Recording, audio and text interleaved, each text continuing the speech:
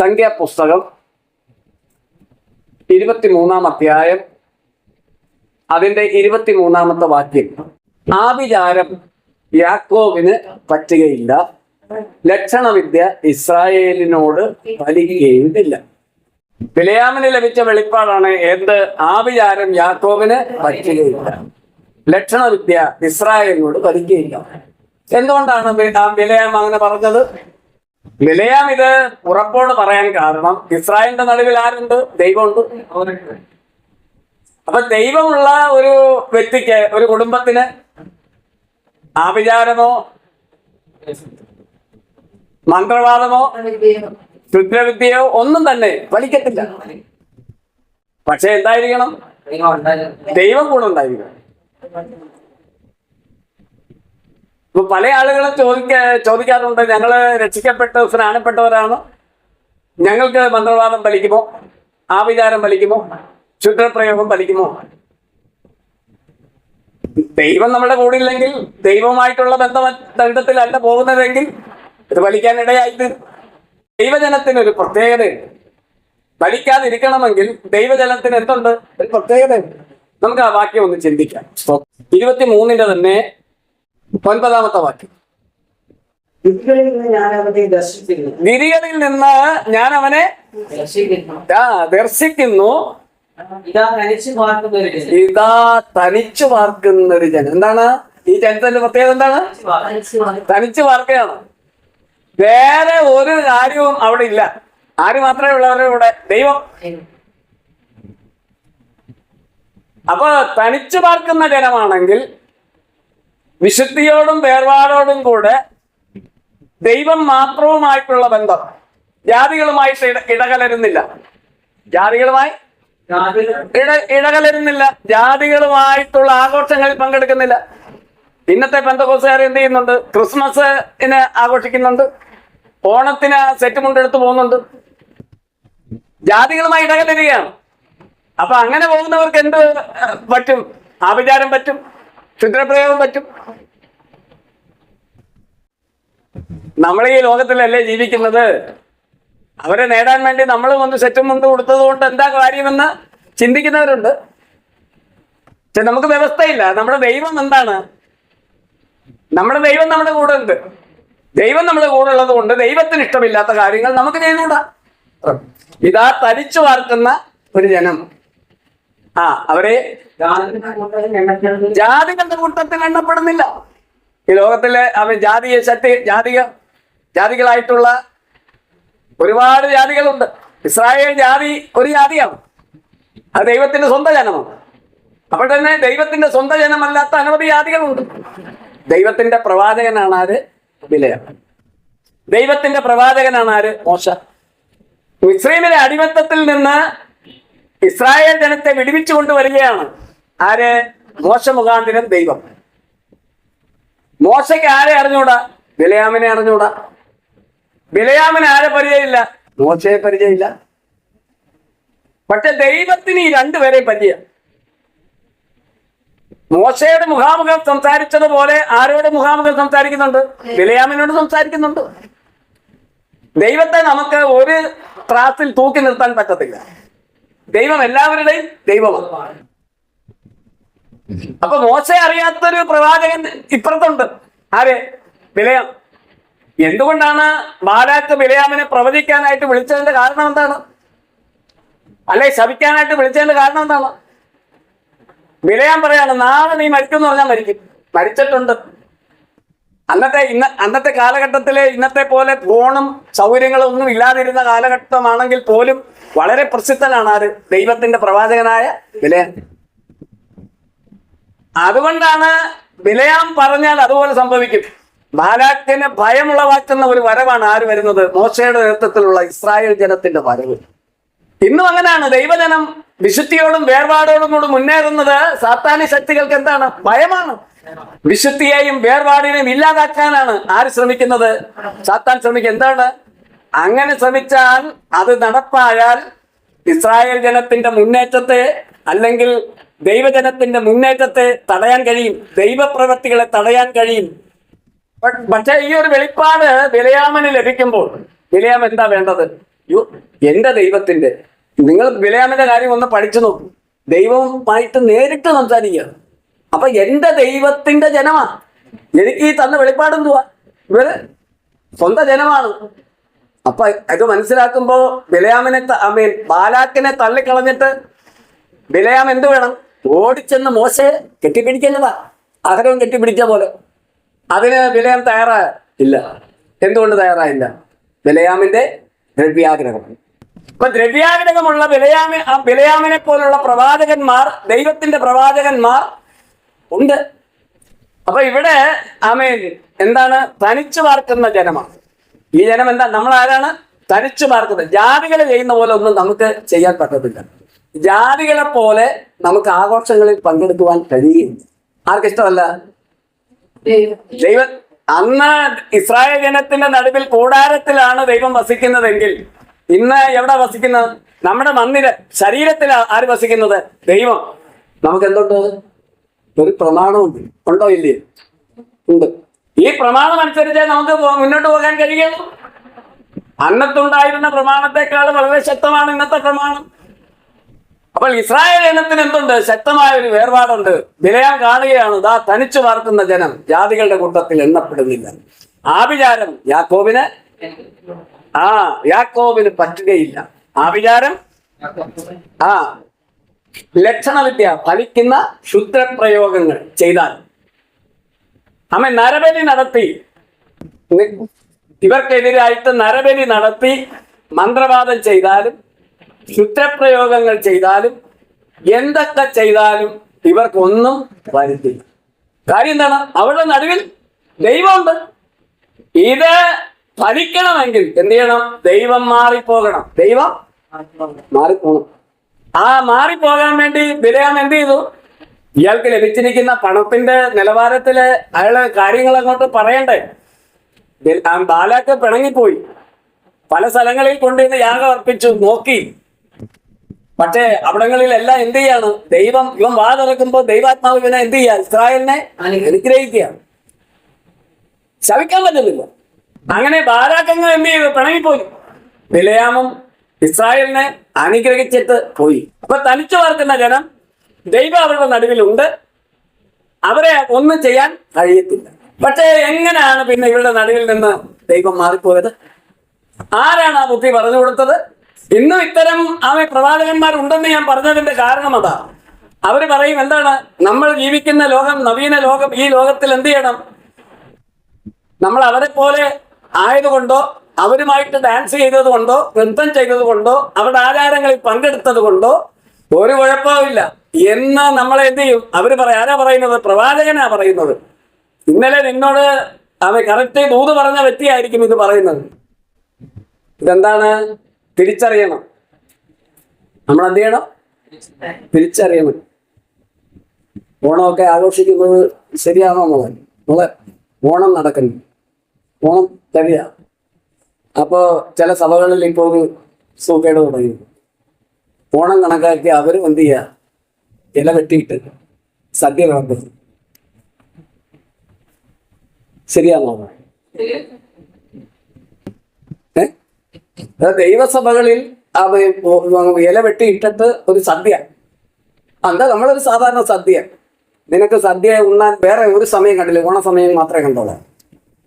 പലരും എൻ്റെ അടുത്ത് ചോദിച്ചിട്ടുണ്ട്, പല ആൾക്കാരും ചോദിച്ചിട്ടുണ്ട്, ഞാൻ രക്ഷിക്കപ്പെട്ട് സ്നാനപ്പെട്ട് ഞാൻ പരിശുദ്ധാത്മാഭിഷേകം പ്രാപിച്ച വ്യക്തിയാണ്, എനിക്ക് ആഭിചാരം എത്തും, ഞാൻ വിഗ്രഹാത്മക ഭക്ഷണം കഴിച്ചാൽ എനിക്ക് എന്തെങ്കിലും കുഴപ്പം വരുന്നു? ദൈവം നിന്റെ കൂടെ ഇല്ലെങ്കിൽ നിനക്ക് എന്ത് വരും? കുഴപ്പം വരും എന്ന് ഞാൻ പറഞ്ഞിട്ടുണ്ട്. ദൈവം നിന്റെ കൂടെ ഉണ്ടാകണം. ഇനി ദൈവം കൂടെ ഇരുന്നാലും നിനക്ക് അതിൻ്റെതായ ചില ബുദ്ധിമുട്ടുകൾ എന്ത് ചെയ്യും? ഉണ്ടാകും. ഇത് ആരെങ്കിലും നമുക്കെതിരായി ചെയ്തിട്ടുണ്ട്. കാര്യം എന്താ? നീ പാപശരീരത്തിൽ ജീവിക്കുന്നുണ്ട്, അതിന്റെ എഫക്റ്റുകൾ നിനക്ക് ഉണ്ടാകും. ഒരിക്കല് അബുദാബിയിലെ ഒരു പെൺകുട്ടിയെ പ്രാർത്ഥിക്കാനായിട്ട് കൊണ്ടുപോകും. കൊണ്ടുവന്ന പല സ്ഥലങ്ങളിലും കൊണ്ടുപോയിട്ട് ഈ പെൺകുട്ടിക്ക് ഒരു വിടുതൽ കിട്ടുന്നില്ല. അവസാനം ഈ പെൺകുട്ടി ഒരു CSI പശ്ചാത്തലമുള്ള ഒരു പെൺകുട്ടി. ഈ പെൺകുട്ടിയെയും ഇവളുടെ ഭർത്താവിനെയും ഈ കുടുംബത്തെ മുഴുവനും നശിപ്പിക്കാൻ വേണ്ടി കടമറ്റത്ത് എന്ന് പറയുന്നൊരു പള്ളിയുണ്ട്, അറിയുന്നത്. ഈ കടമറ്റത്ത് കത്തനാരുടെ പള്ളിയിൽ പോയി അവിടുത്തെ നേർച്ച എന്ന് പറഞ്ഞാൽ കോഴിയെ വെട്ടുന്നതാണ്. ഈ കോഴിയെ വെട്ടുന്ന സാധാരണ നേർച്ച എന്ന് പറഞ്ഞാൽ അത് ജാതീയ ആചാരമാണ്. ഈ കടമറ്റത്ത് കത്തനാര് കുരിശുമായിട്ട് നടന്ന്, അയാൾ ആരായിരുന്നു? ഒരു മന്ത്രവാദിയായിരുന്നു. കടമറ്റത്ത് കത്തനാർ ആരായിരുന്നു? ഒരു മന്ത്രവാദിയായിരുന്നു. ഈ മന്ത്രവാദികളും എന്ത് ഒഴിപ്പിക്കാറുണ്ട്? പൈശാചിക ശക്തികളെ ഒഴിപ്പിക്കാറുണ്ട്. അറിയാമല്ലോ, മന്ത്രവാദികളും എന്തിനെ ഒഴിപ്പിക്കാറുണ്ട്? അതെങ്ങനെ ഒഴിപ്പിക്കുന്നത്? ഈ ശക്തിയെ പുറത്താക്കുകയല്ല, ഈ ശക്തിയെ, ആ ശക്തി ഇതുവരെ അയാളുടെ ജീവിതത്തിൽ ഉണ്ടാക്കിയ പ്രവർത്തികളെ ഇല്ലാതാക്കാൻ വേണ്ടി ആ വേറൊരു ശക്തിയെ കൂടി എന്ത് ചെയ്യും? ശരീരത്തിൽ വെക്കും. പറഞ്ഞ് മനസ്സിലായോ? ഇപ്പൊ ഒരു വ്യക്തിക്ക് ഒരു പൈശാചിക ശക്തി കയറിയിട്ട് ഭയങ്കരമായ പ്രശ്നം, അതിനെ ഒന്ന് അടക്കണം. അപ്പൊ ആ അടക്കാൻ വേണ്ടിയിട്ട് ഈ മന്ത്രവാദി എന്ത് ചെയ്യും? വേറൊരു ശക്തിയെ കൊണ്ടുവന്ന് ഇതിനെ എന്ത് ചെയ്യും? അടക്കും. യഥാർത്ഥത്തില് ആ ശക്തി അയാളെ വിട്ട് പോയോ? ഇല്ല. പക്ഷേ മന്ത്രവാദം കഴിയുമ്പോൾ എന്താണ്? ആളുടെ കുഴപ്പമൊന്നും ഇല്ല, അപ്പൊ സക്സസ് ആണെന്ന് വിചാരിക്കും. പക്ഷേ അത് സക്സസ് അല്ല, വേറൊരു ശക്തിയും കൂടെ ഉള്ളിൽ കയറിയിരിക്കുകയാണ്. എന്നാൽ യേശുവിന്റെ നാമത്തിൽ ഭൂതങ്ങളെ പുറത്താക്കുന്ന എന്താണ്? വേറൊരു ശക്തിയെ കൊണ്ടുവച്ചിട്ടല്ല പുറത്താക്കുന്നത്. ദൈവത്തിന്റെ പരിശുദ്ധാത്മാവിനാൽ യേശുവിന്റെ നാമത്തിൽ കൽപ്പിക്കുമ്പോൾ ഈ പൈശാചിക ശക്തികൾ ഈ ശരീരത്തിൽ നിന്ന് ഒഴിഞ്ഞു പോവുക പൂർണ്ണമായിട്ട്. ചില വ്യക്തികൾക്ക് എന്തുണ്ടാകും? പൈശാചിക ശക്തികൾ ഇനി അവർക്ക് കൈവശമുണ്ട്. വിഗ്രഹാർപ്പിത ഭക്ഷണം അല്ലെങ്കിൽ ശുദ്ധം ചെയ്ത ഭക്ഷണം കഴിച്ചതു നിമിത്തം അവർക്ക് എന്തുണ്ടാകും? അതിലൂടെ കടന്നു വന്ന പൈശാചിക ശക്തികൾ ഉണ്ടാകും. ഈ പൈശാചിക ശക്തികൾ പുറത്തു പോയാലും കൈവശം പുറത്തു പോകുന്നില്ലെങ്കിൽ ഈ പൈശാചിക ശക്തി എന്ത് ചെയ്യും? വിട്ടുപോയത് എന്ത് ചെയ്യും? വീണ്ടും കടന്നു വരും. എന്താ കാര്യം? അവന്റെ അവകാശം ഉള്ളിൽ കിടന്നു. അപ്പൊ കൈവശത്തിലൂടെ അകത്തു വരുന്ന പൈശാചിക ശക്തികൾ പൂർണ്ണമായിട്ടും പുറത്തു പോകണമെങ്കിൽ എന്ത് ചെയ്യണം? കൈവശം പൂർണ്ണമായും പോകണം. അതുകൊണ്ടാണ് ചില ആളുകൾ എന്ത് ചെയ്യുന്നത്? ഇത് ഛർദ്ദിച്ച് പോകുന്നത്.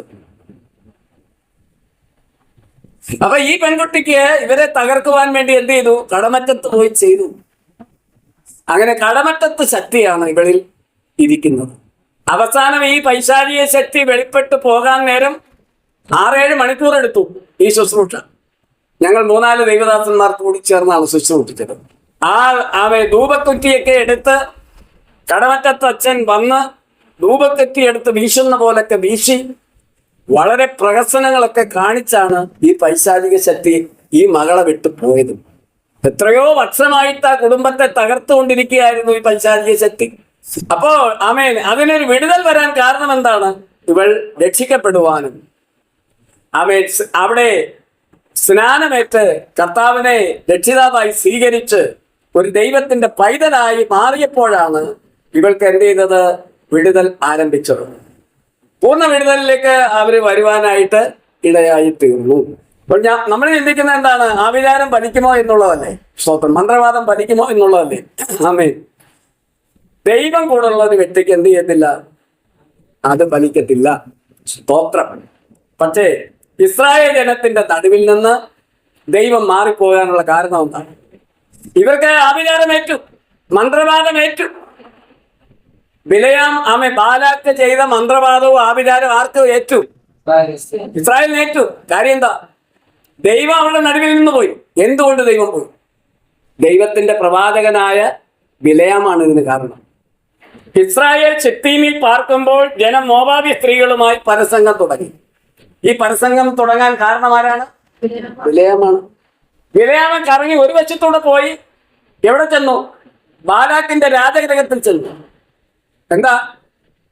ഒരുപാട് സമ്മാനങ്ങൾ കിട്ടിയതാണ്.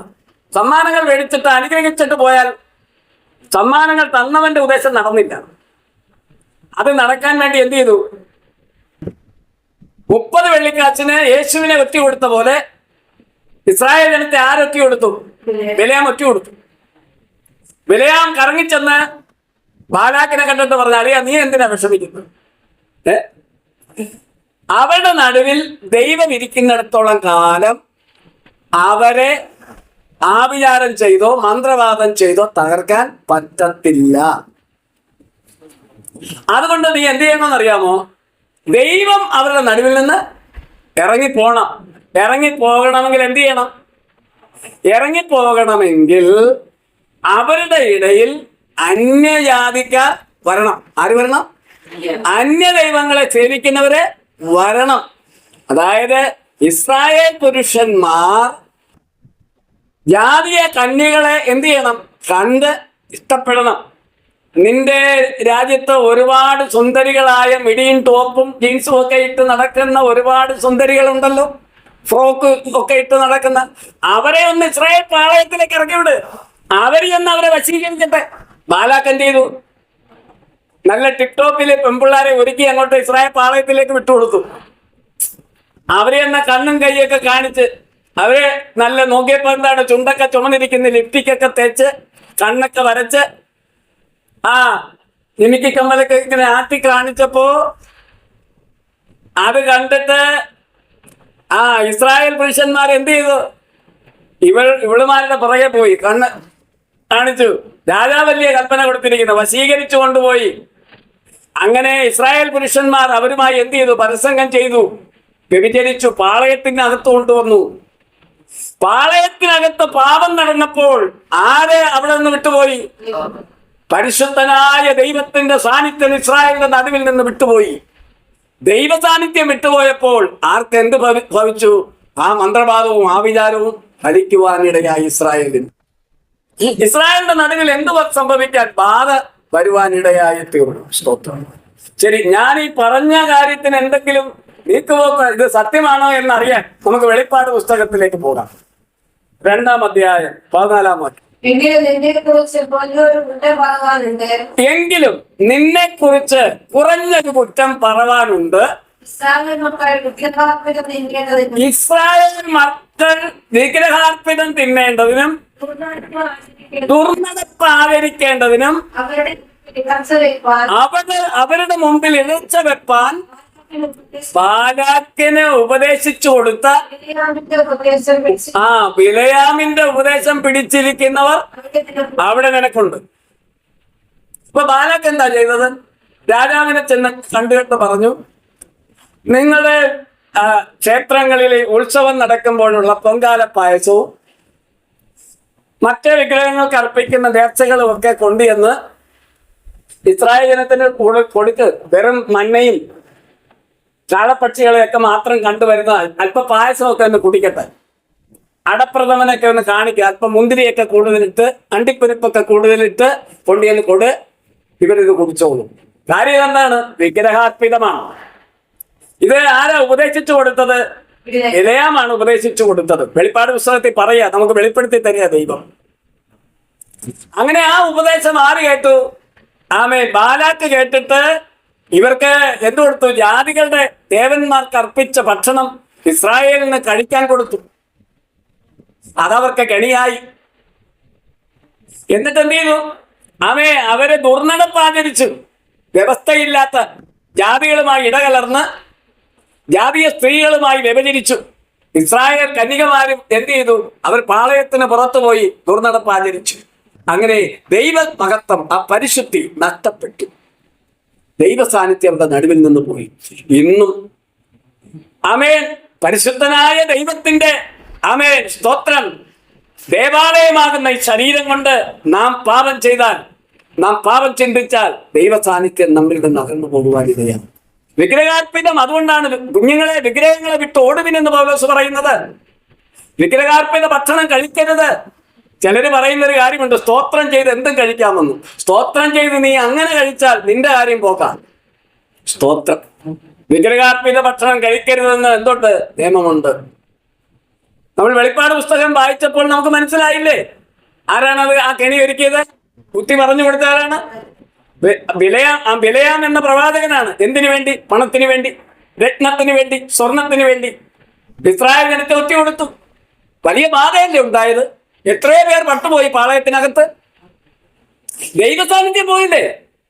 ഒരു വ്യക്തി എത്ര ഉന്നതനാണെങ്കിലും എന്തൊക്കെയാണെന്നുണ്ടെങ്കിലും ദൈവ സാന്നിധ്യമില്ലെങ്കിൽ പിന്നെ എന്ത് ചെയ്യും? സ്തോത്രം. ഒരു ദൈവസഭയിൽ എങ്ങനെയാണ് അടി നടക്കുന്നത്? ദൈവസഭയിൽ അടി നടക്കുന്നതിന്റെ കാരണം എന്താ? ദൈവ സാന്നിധ്യം ഇല്ലാത്തത് കൊണ്ട്. ആരുള്ളപ്പോഴാണ് അടി നടക്കുന്നത്? പിശാചുള്ളപ്പോഴാണ് അടി നടക്കുന്നത്. പോട്ടെ, ഇത് ചെയ്ത ഈ പണി ചെയ്ത ബിലയാമൻ എന്ത് പറ്റി? അതറിയാം.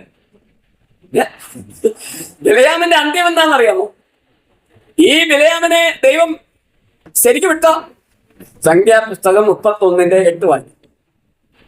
ഈ ആത്മീയരുമായിട്ടുള്ള ബന്ധങ്ങളൊക്കെ അങ്ങ് വിട്ടു. ആര്? ബിലയാമൻ. ബിലയാമിന് പണം വർദ്ധിച്ചപ്പോൾ അറിയാമല്ലോ.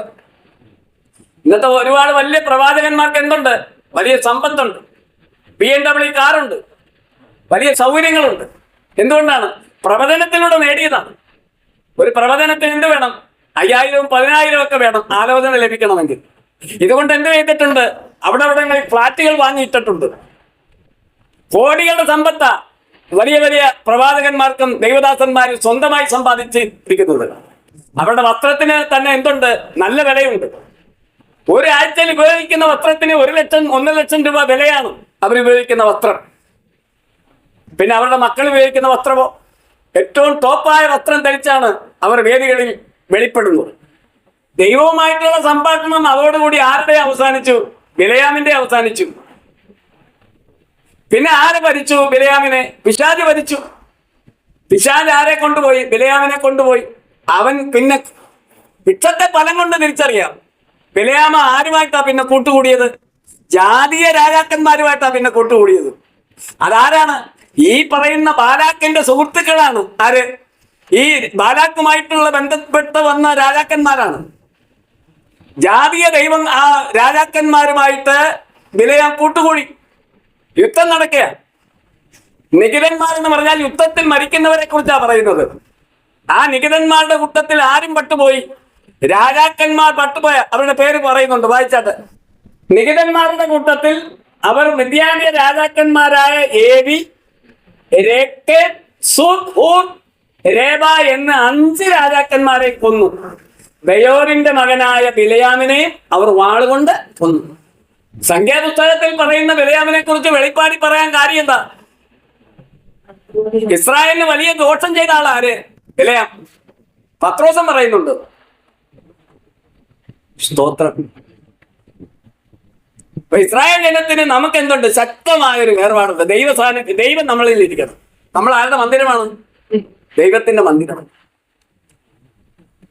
ദൈവത്തിന്റെ മന്ദിരം നശിപ്പിക്കുന്നതിനെ ആര് നശിപ്പിക്കും? ദൈവം നശിപ്പിക്കും. സ്തോത്രം.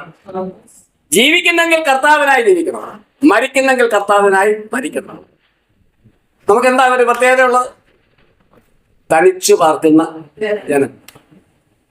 ഇസ്രായേൽ തനിച്ചു പാർക്കുന്ന ജനമാണ്. ആണോ? അതെ. നമ്മളെ ആരാണ്? ആത്മീയ ഇസ്രായേലാണ്. നമ്മളെങ്ങനെ പാർക്കണം? തനിച്ചു പാർക്കണം. ജാതികളുടെ കൂട്ടത്തിൽ നമ്മൾ എണ്ണപ്പെടുന്നില്ല. ജാതികളുമായി നമുക്കൊരു ബന്ധമില്ല. അവരുടെ ആചാരങ്ങളുമായിട്ട് നമുക്കൊരു ബന്ധം ഇല്ല. അതിനകത്ത് നമുക്ക് എന്തുണ്ട്? ശക്തമായ വേർപാടുണ്ട്. സ്തോത്രം. നമ്മൾ ഒഴിഞ്ഞിരിക്കണം. നമ്മളിലൂടെ അവർ മനസ്സിലാക്കണം നമ്മുടെ ദൈവം ആര്? ഇത് വെറുക്കുന്ന ദൈവമാണ്. അപ്പൊ മറ്റുള്ളവർ സെറ്റും മുണ്ടും സാരിയൊക്കെ കൊടുത്ത് മുല്ലപ്പൂവൊക്കെ ചൂടി പോകുമ്പോൾ നമ്മളും അങ്ങ് അതേപോലെ പോയാൽ ജാതികളും നമ്മളുമായിട്ട് എന്താ വ്യത്യാസം? ഇല്ല, വ്യത്യാസമുണ്ടോ? അതുകൊണ്ടാ കർത്താവ് പറഞ്ഞ ജാതികളുടെ വഴി കണ്ടു പഠിക്കരുത്. ജാതികളുടെ വഴി കണ്ടു പഠിക്കരുത്. ജാതികൾ പല കാര്യങ്ങളും കാണിക്കും, അതൊന്നും നീ കണ്ടു പഠിക്കരുത്. സ്തോത്രം. അങ്ങനെ ആണെങ്കിൽ, അങ്ങനെ കണ്ടു പഠിച്ചാൽ ദൈവ സാന്നിധ്യം അങ്ങ് പോവും. വേറൊരു ആത്മാവ് വരും. അവര് പിന്നെ അവരുടേതായ ഉപദേശങ്ങൾ പറയാൻ തുടങ്ങും, അവരുടേതായ തത്വങ്ങൾ പറയാൻ തുടങ്ങും. ഈ ദൈവവചനം അവർ അംഗീകരിക്കത്തില്ല. സ്തോത്രം. സ്തോത്രം. ആമേൻ. ഇസ്രായേൽ ജനം പ്രമാണമുള്ള ജനത്തെ ജാതികൾ എന്ത് ചെയ്തു? അവരുടെ ആചാരങ്ങളിലേക്ക്, ആഘോഷങ്ങളിലേക്ക് വിളിച്ചപ്പോ എന്ത് ചെയ്തു? ഇറങ്ങിപ്പോയി. കണ്ടോ? ജനം എന്ത് ചെയ്തു? ഭക്ഷിക്കുകയും അവരുടെ ദേവന്മാരെ നമസ്കരിക്കുകയും ചെയ്തു. ആരെ? നിങ്ങൾ ഒരു നിമിഷം കൊണ്ട് ജനത്തിന്റെ സ്ഥിതി മാറിയോ? ഒരു നിമിഷം കൊണ്ട് ജനത്തിന്റെ സ്ഥിതി മാറിയോ? ജാതികളും പൈശാചിക ശക്തികളും ഭയപ്പെടുവാൻ തക്കവണ്ണമുള്ള വരവാ മോശയുടെ നേതൃത്വത്തിൽ വന്നത്. എന്താ കാര്യം? മോശയല്ല ഭയപ്പെട്ടത്, ആ ജനക്കൂട്ടത്തെ അല്ല ഭയപ്പെട്ടത്, അവരുടെ നടുവിലിരുന്ന ദൈവ സാന്നിധ്യത്തെ ഭയപ്പെട്ടത്. പക്ഷേ ദൈവ സാന്നിധ്യം നഷ്ടപ്പെട്ടു പോയപ്പോൾ നാഥനില്ലാത്ത കളരി പോലെയായി പിശാച് അവരിൽ കയറി അവർ അന്യദൈവങ്ങളിലേക്ക് കടന്നു ചെന്നു. ആ അന്യദൈവങ്ങൾ എന്ത് ചെയ്തു? നമസ്കരിച്ചു. അവരുടെ വിഗ്രഹാർപ്പിത ഭക്ഷണം കഴിച്ചു. വായിച്ചു. ഇസ്രായേൽ ബാൽപെയോരിനോട് ചേർന്നു. ആരുമായിട്ടാ ചേർന്ന് വന്നത്? ദൈവമായിട്ടാ ചേർന്ന് വന്നത്. ദൈവം വിട്ടുപോയപ്പോൾ ഇവർ ദൈവത്തെ തള്ളിയപ്പോൾ അവർ പിശാചിനോട് ചേർന്നു. ആരോട് ചേർന്നു? പിശാചിനോട് ചേർന്നു. അപ്പൊ ജാതി ആചാരങ്ങളിൽ പോയി കുടുങ്ങിയാൽ ആരോടാ ചേരുന്നു? പിശാചിനോട് ചേരിയാണ്. ദൈവ സാന്നിധ്യം പോയി ആളിന്റെ സംസാരം മാറും, സ്വഭാവം മാറും, രീതി മാറും. ജാതികളെ പോലെ ഒരുങ്ങും, അണിയും, ആമയും സംസാരിക്കും. വേണമെന്നുണ്ടെങ്കിൽ ഒരു കുച്ചിപ്പൊടിയൊക്കെ നടത്തും. ജാതികളുമായി ഇടകലർന്ന് ഒരു കുച്ചിപ്പൊടിയൊക്കെ നടത്താൻ സാധ്യതയുണ്ട്. അല്ലെ സിനിമാ പാട്ടെങ്കിലും ഇട്ട് എന്ത് ചെയ്യും? നൃത്തം ചെയ്യും, ഡാൻസ് ആടും.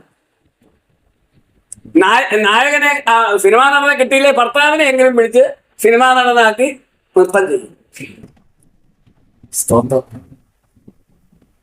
ആ വിശ്വാസികൾ ചെയ്യുന്ന ആരെയാ ഈ പറഞ്ഞത്? ഇസ്രായേൽ ബാൽപെയോരിനോട് ചേർന്നു. ഇസ്രായേൽ ആരോട് ചേർന്നു? പിശാചിനോട് ചേർന്നു. നമ്മൾ ആരോടാ ചേർന്നത്? നമ്മൾ യേശുവിനോട് ചേർന്നു. എങ്ങനാ ചേർന്നത്? സ്നാനമേറ്റു. സ്നാനമേറ്റ എങ്ങനാ സ്നാനമേറ്റത്? എല്ലാ ജാതി ആചാരങ്ങളിലും എല്ലാ മദ്യപാനത്തിലും വ്യഭിചാരത്തിലും കിടക്കുകയായിരുന്നു നമ്മള്. ഇതെല്ലാം വിട്ടിട്ടാണ് ആരോട് ചേർന്നത്? യേശുവിനോട് ചേർന്നത്. ഇസ്രായേൽ പോയി ആരോട് ചേർന്നു? പിശാചിനോട് ചേർന്നു. ആരുമായിട്ട് ചേർന്നിരുന്നതാ? ദൈവവുമായിട്ട് ചേർന്നിരുന്നവരാ. ദൈവത്തെ വിട്ടിട്ട് അവൻ ലോകം കണ്ടപ്പോൾ, അതിന്റെ മിനുസം കണ്ടപ്പോൾ, ജാതീയ പെൺകുട്ടികളെ കണ്ടപ്പോൾ എന്ത് ചെയ്തു?